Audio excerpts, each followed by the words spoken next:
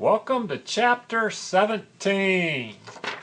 Hope y'all are ready to get into this. This is another good chapter, a short chapter, about the execution of a visual presentation. It's over on page 279, starts on 279. Just a couple things in this chapter. We really want to look at page 280. It's a couple lines down from the introduction. An individual may know the concepts but lack the competence to actually assemble all the elements into a good presentation. You know what this is saying? That one sentence is saying you've read the book, you've passed the exams, you've passed the course, but can you put a display together? You got all the book learning you need, but do you have what it takes to put a display together? And that's pretty much what the whole text is all about. It all comes down to that one sentence. Yes, you can take all the exams and pass them, but you have the creativity and the ability to put a display together that's going to sell a product. And further down, under selecting the merchandise topic, it says, the emphasis for the presentation must be on the merchandise. The background materials and props are merely enhancers. Remember, the display is there to sell a product.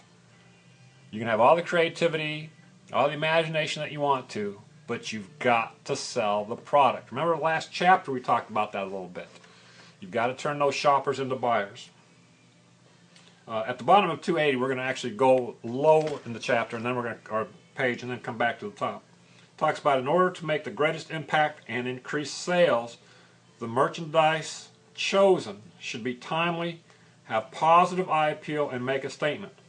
Obviously, those are givens. But then, just above that, it talks about having your main items and then having accessories around it to promote the main selling item. So, if you have too many accessories, you might actually steal from the main focus. If you don't have enough accessories, you might not get the people looking at the window. Remember, you've got to be able to stop those shoppers in their tracks. That's going to be part of the portfolio, right? You got to be able to, when I look at your portfolio, I better be able to say, wow. If you get a wow out of me, trust me, you'll get a high score. Or you bring me cookout, one of the two.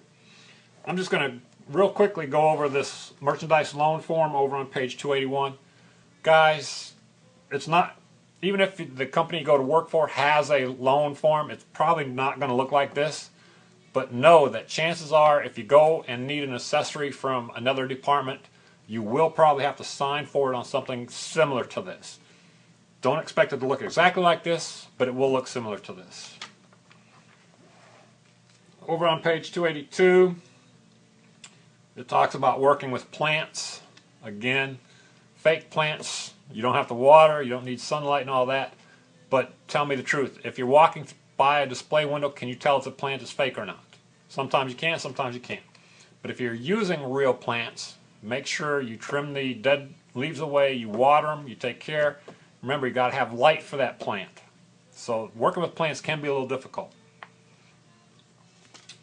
Window display cases, you have a little checklist on 283, 284. Yes, chances are a window display would have a checklist, and even you, if you're first starting out, I would suggest you have a checklist. But once you've been in the business 10, 12, 15 years, it's all going to be second nature. The checklist will probably disappear. But starting out, I'm going to suggest you have a checklist.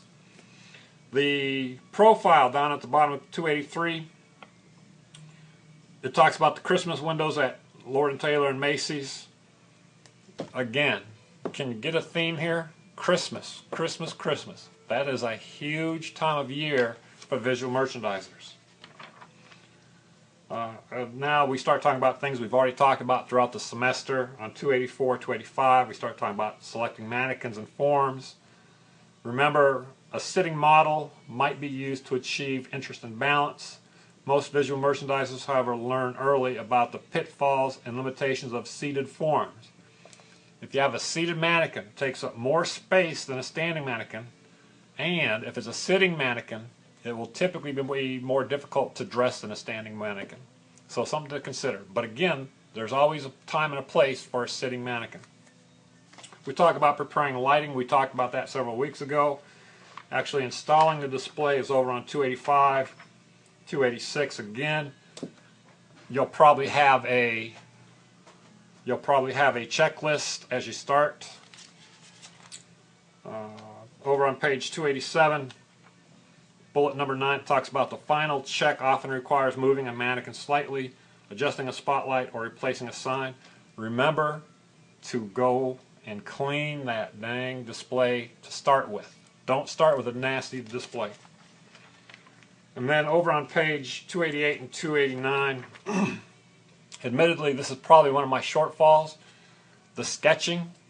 I'm not a very good artist, so my sketching doesn't always come out the way the windows hopefully come out better than my sketching does.